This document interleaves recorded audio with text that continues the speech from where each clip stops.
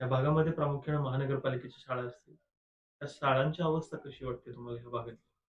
शाळांची अवस्था बिकट आहे. जास्त प्रमाण प्रायव्हेट शाळांकडे चाललेलं आहे. ते प्रमाण वाढवायचा प्रयत्न केला पाहिजे आणि त्याला मार्ग म्हणून जसं ई लर्निंग शाळा आहेत, त्याचं जर एक दोन शाळा इथं आल्या तर जास्त उपयोग आपल्याला होईल आणि असं आपण शासनाकडून त्या आणण्याचा प्रयत्न करू. आताच्या घडीला कुठले ई लर्निंग आहेत आपल्या भागात नाहीये, परंतु पर्वती भाग असं मला वाटतं Rajiv Gandhi e learning school आहे, एकदम बेस्ट आहे. म्हणजे आमच्याकडे एक प्रश्न असतो मार्च मध्ये पोरांच्या ऍडमिशनचा. पहिलं प्रायव्हेट कॉलेजच्या ऍडमिशनचा यायचा, पण आता तिथे कशी शाळा ऍडमिशन मिळतील हा प्रश्न वारंवार नागरिकांपुढे होतो.